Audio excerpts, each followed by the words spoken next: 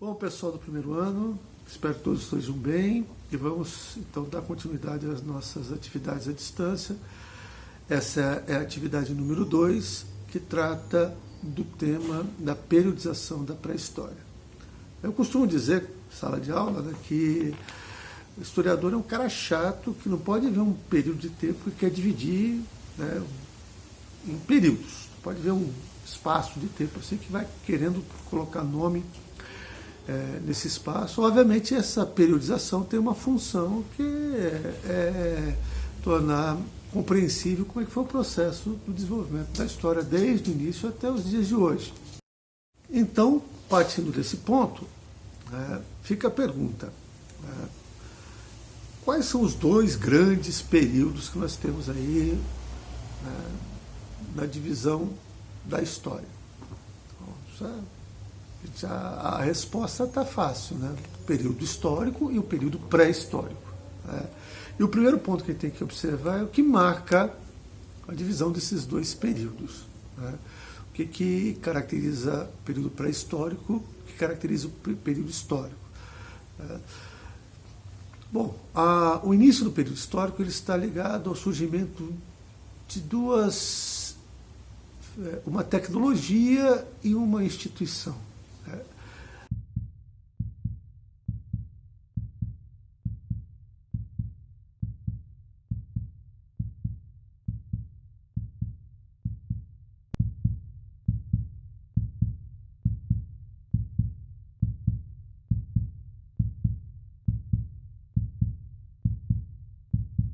O que vai marcar o início dos tempos históricos é o surgimento do Estado e da escrita. Vão surgir praticamente juntos ali, por volta aí de 4.000 anos antes de Cristo, mais ou menos. Então não tem uma data precisa, que termina a pré-história, aqui começa a história. O que tem é um conjunto de transformações que marcam uma mudança na maneira como as pessoas viviam e na maneira como a gente pode ter o entendimento sobre o que acontecia nos tempos passados. Então, é importante registrar que o surgimento da escrita possibilita registros mais precisos do que acontecia em determinada época. Isso não é garantia, porque mesmo com escrita, às vezes a interpretação do documento pode ser feita de diversas maneiras, o que vai fazer com que a história esteja sempre reavaliando o passado a partir de novos documentos que estão descobertos e interpretações que são dadas para documentos antigos. Mas, a partir do momento que existe a escrita, nós temos um registro mais preciso. Por exemplo, se a gente pegar uma ilustração que tem no livro de vocês, uma estátua, acho que 24.000 anos antes de Cristo, os antropólogos acreditam que aquela estátua representa uma deusa, possivelmente uma deusa da fertilidade. Mas como as pessoas daquela época que fizeram aquela estátua chamavam essa deusa? A gente não tem como saber isso, porque não ficou registrado, não ficou escrito. Agora, a gente conhece um dos nomes de todos os deuses egípcios, que os egípcios adoravam, 4.000 anos antes de Cristo. Por quê? Porque isso ficou registrado. Então, o registro permite que a gente tenha um conhecimento um pouco mais aprofundado do que aconteceu em determinada época histórica.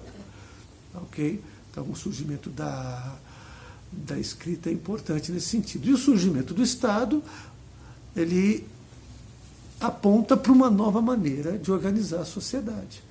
As sociedades que se organizam a partir da presença de um Estado centralizado, elas estão num nível de organização mais elaborado do que as sociedades anteriores. E o que veio a ser o Estado? Precisamos pensar um pouco. O Estado aí é uma estrutura que é criada para administrar a sociedade. Num determinado momento, as pessoas começam a ser governadas por reis, começam a ter leis, começam a ter exército para protegê-las. Isso pressupõe que tem alguém cuidando das leis, alguém sendo soldado, alguém governando, e isso monta uma estrutura de governo que vai organizar aquelas sociedades. Então, o surgimento do Estado também é um marco importante nesse processo.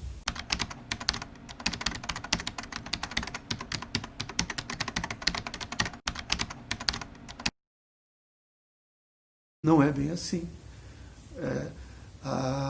Antes da escrita, os seres humanos produziram cerâmicas, produziram roupas, produziram casas, os próprios seres humanos, seus esqueletos, isso a gente chama de vestígios. Então, a gente pode conhecer o passado através desses vestígios. E a gente pode ter uma ideia de como as pessoas viviam, do que acontecia naquele período. Hoje, por exemplo, ciências muito importantes, existem ciências muito importantes para ajudar a gente a conhecer o que aconteceu na pré-história. A arqueologia, a paleontologia. É importante que vocês tenham noção que o paleontólogo ele vai trabalhar com seres vivos. Então, porque há uma confusão entre o paleontólogo e o arqueólogo, porque ambos trabalham escavando. Mas qual é o objeto de estudo do paleontólogo? São os seres vivos, são os esqueletos de animais, seres humanos e tal. Já o arqueólogo ele vai trabalhar com a produção material dos seres humanos. O arqueólogo, o objeto dele não é estudar um esqueleto, mas estudar algo que um ser humano fez. Pode ser uma moradia, pode ser uma moeda, pode ser uma cerâmica, e a partir do estudo dessa produção material, entender como viviam essas pessoas. Aí entra um outro profissional, que é o antropólogo, que ele vai pegar essas descobertas, tanto da paleontologia como da arqueologia, e vai tentar pensar sobre a maneira de vida daqueles grupos. Então são ciências que permitem a gente compreender o que acontecia na pré-história.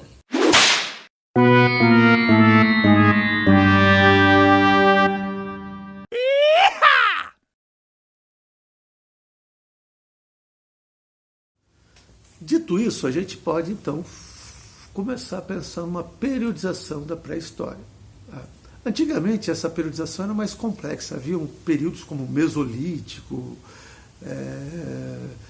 Neolítico Superior, Neolítico... Bom, hoje em dia os livros e o próprio currículo do Estado de São Paulo simplificou um pouco essa divisão. A gente precisa entender as características básicas e grande parte das habilidades do guia de aprendizagem de vocês desse bimestre diz respeito a isso, a gente compreender as características dos 3 períodos aí da pré-história.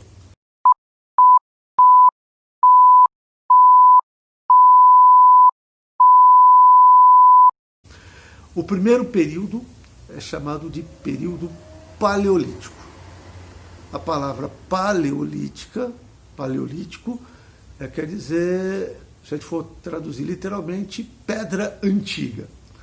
Mas traduz-se normalmente como idade da pedra lascada. Então, o paleolítico é o primeiro e mais extenso período da história da humanidade.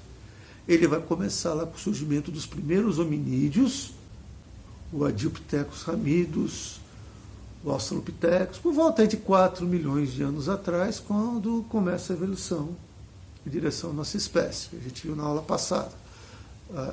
Então, além de ser o primeiro e mais extenso período da história da humanidade, o Paleolítico é o período onde a evolução humana está acontecendo. Então, a primeira característica do Paleolítico, período em que acontece a evolução humana. Nesse período, de uma maneira geral, os nossos ancestrais, os hominídeos que viviam naquela época, eles viviam mais ou menos da mesma maneira. No início, os primeiros grupos, eles ainda não tinham muita força para caçar, então eles eram carniceiros, comiam carniça, coletores, podiam comer alguma coisa que a natureza, alguma fruta, alguma planta que a natureza produzia, então eles eram inicialmente carniceiros e coletores. Com o tempo, com o desenvolvimento de maior habilidade, eles se tornam caçadores. Tá? Então, atividades de sobrevivência naquela época são a caça, a coleta, a pesca. E isso é uma característica importante. Bom, se eles precisavam caçar e coletar o alimento, eles eram obrigados a ficar mudando constantemente o local onde eles viviam, porque uma caça muito grande em um determinado local acabava com a comida, e eles tinham que sair buscando mais comida. Então, uma outra característica dos grupamentos que viviam nessa época era o nomadismo. Eles eram nômades, se deslocavam constantemente em busca de alimentos, certo? Bom, ao longo desse período, algumas coisas vão se transformar. A gente viu isso daí na aula passada. Por exemplo, por volta de 2 milhões de anos antes de Cristo, começam a surgir as primeiras ferramentas feitas pelo Homo habilis. As primeiras ferramentas. Com o tempo, lá por volta de 1,5 milhão, mais ou menos, 1 milhão de anos antes de Cristo, começa a se utilizar o fogo. A gente viu a importância disso na aula passada. O Homo erectus vai usar o fogo. Então, são características do que está acontecendo nessa época. Veja que são mudanças bastante lentas. Em algum momento desse período, aí, por volta aí de 30 mil anos antes de Cristo, começam a surgir as pinturas rupestres, que são aquelas pinturas nas paredes das cavernas. É importante a gente perceber que quando as pinturas rupestres surgem, a gente já está falando de um ser muito mais próximo da gente. Né? Porque o que levaria um ser a despender energia, tempo, pintando as paredes da caverna? Isso mostra que a vida dele não é mais só se alimentar e sobreviver. Ele tem outras necessidades. Por exemplo, necessidade de comunicação, necessidade de registrar o que acontece com a vida dele, marcar a presença dele. Então, aí nós já temos um pensamento muito mais elaborado, um pensamento simbólico. Então, as pinturas rupestres são importantes para mostrar um pouco essa mudança no pensamento que vai acontecendo. Então, período paleolítico, ele tem essas características.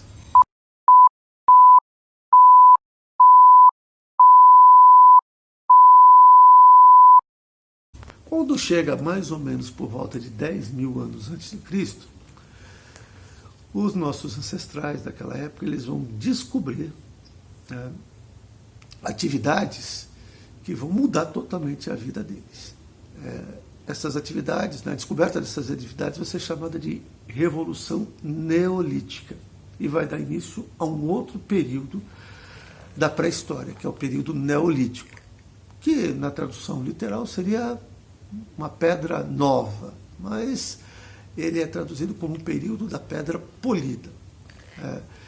O que acontece, o que é essa Revolução Neolítica? Quais são essas atividades? É a descoberta da agricultura e da pecuária. A possibilidade de produzir o próprio alimento, plantando e colhendo, ou então domesticando e criando animais, tendo acesso então à alimentação, vai trazer uma mudança muito grande na maneira como as pessoas viviam naquela época. Eles não precisam mais sair correndo atrás do próprio alimento, não precisam ficar caçando, eles podem produzir o próprio alimento. E isso vai ter o impacto de tornar essas pessoas sedentárias. Então, de um lado, o sedentarismo vai mudar a vida dessas pessoas, e do outro lado também a possibilidade de produzir muito mais do que precisa com a agricultura e com a pecuária também vai mudar a vida dessas pessoas. Se tornando sedentários, fixando no lugar, com o tempo as pessoas podem melhorar suas casas, vão surgindo as primeiras aldeias. Essas aldeias elas vão se estruturando melhor com o tempo, as casas são melhoradas, com mais conforto, mais segurança, cria-se uma cerca em volta das casas para impedir que animais selvagens ou outras pessoas entrem. Com o tempo essa população vai crescendo, surgem as primeiras cidades. Aí a vida vai se tornar mais complexa quando surgem as primeiras cidades. Das cidades vão haver divisão social do trabalho, alguns vão trabalhar plantando, outros vão ser pedreiros, outros vão ser governantes, outros vão cobrar impostos. Então a cidade vai transformar a vida das pessoas mais complexas. E aí já está chegando perto do finalzinho do Neolítico, já começando os períodos históricos. Okay? Por outro lado, a agricultura e a pecuária vai permitir um aumento de produção. E, eventualmente, pode ter excedente, pode sobrar coisas. E sobrando coisas, isso permite que pessoas de uma região troquem essas coisas que sobraram com pessoas de outra região, o que vai dar início ao comércio. E o comércio se desenvolvendo, né, também vai trazer mudanças na vida daquelas pessoas.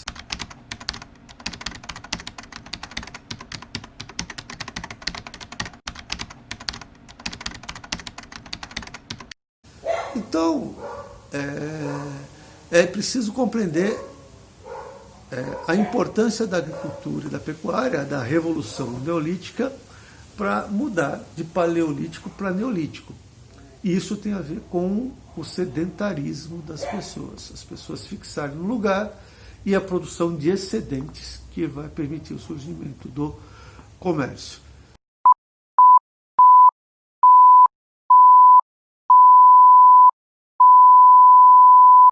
Por fim, lá no finalzinho, tem um período chamado Idade dos Metais.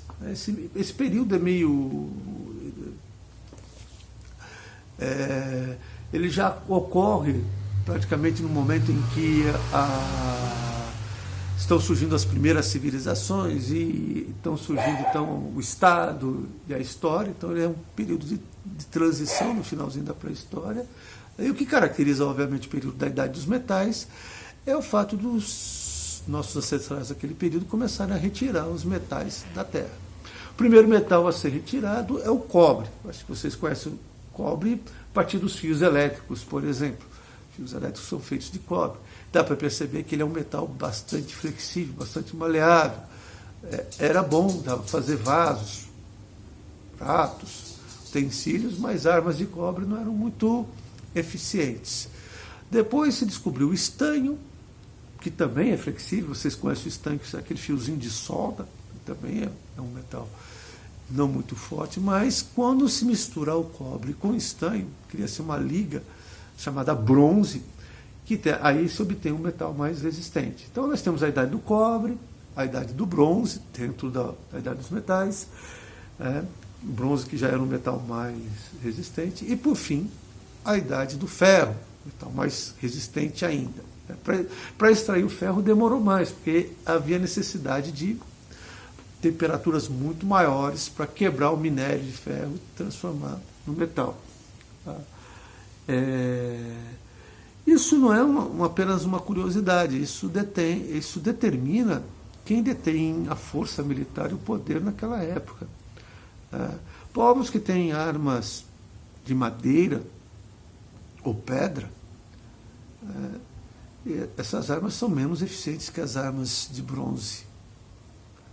Povos que detêm armas de ferro, eles têm um poder militar maior do que os que detêm armas de bronze. Então isso vai ser fundamental para definir ali o povo que vai ter mais poder naquela época. Ok? Então, por hoje, é essa a mensagem. Trabalhem bastante, aproveitem o tempo, até a próxima atividade, que será sobre justamente o surgimento do Estado e da escrita.